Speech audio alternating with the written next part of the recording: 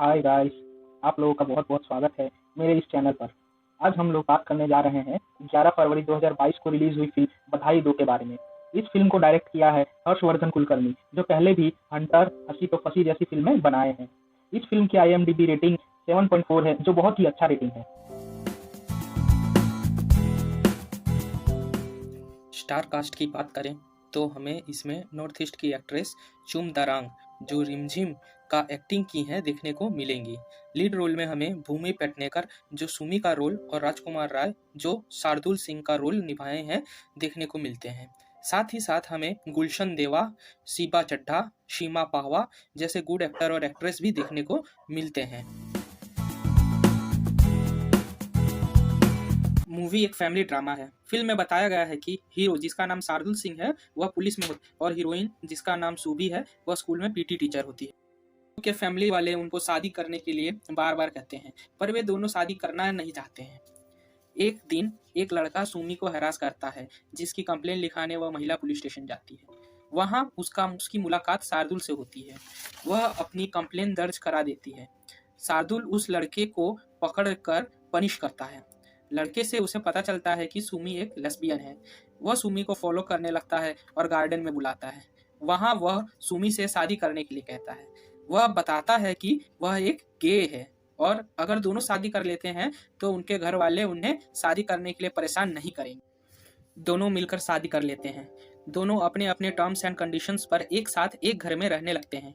Movie में फिर दोनों के पार्टनर्स के बारे में बताया है। उनकी लाइफ हैप्पी लाइफ होती है।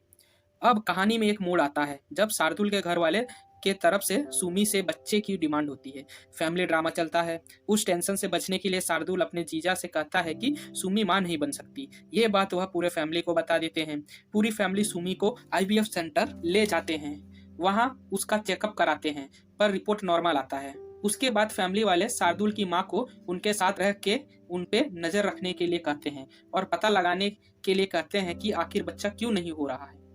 अब कुछ सीन्स के बाद सुमी अपने पार्टनर रिमझिम जो पैथोलॉजी में काम करती है उसे शार्दुल की मेडिकल रिपोर्ट बदलवा देती है। उस रिपोर्ट के हिसाब से शार्दुल कभी भी बाप नहीं बन सकता।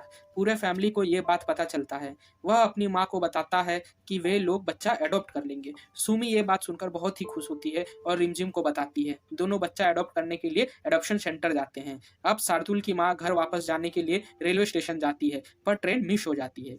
वह जब घर पर आती है तो देखती है कि सुमी रिमझिम के साथ सेक्स कर रही होती है। यह देखकर वह शॉक हो जाती है। ये बात सभी घर वालों को बताती है कि सुमी एक लेस्बियन है। घर वालों की उल्टी सीधी बातें सुनकर शार्दुल भी बताता है कि वह गे है। यह सुनकर परिवार वाले दुखी हो जाते हैं। बाद में दोनों को एक्सेप्ट कर लेते हैं।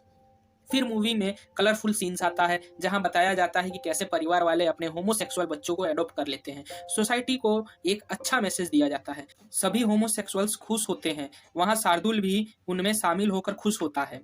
दोनों अपने पेरेंट्स को कन्विंस करते हैं और 1 साल बाद एक बेबी एडॉप्ट कर लेते हैं। कहानी का हैप्पी एंडिंग हो जाता है।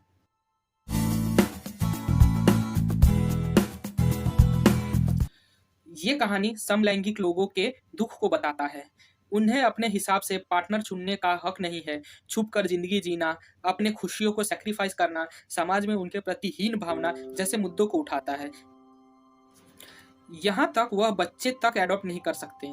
LGBT कम्युनिटी के साथ हमें घृणा नहीं करना चाहिए, क्योंकि प्रकृति ने उन्हें ऐसा ही बनाया है। समाज को उन्हें एक्सेप्ट कर लेना चाहिए, जैसे फिल्म के क्लाइमैक्स में बताया गया है।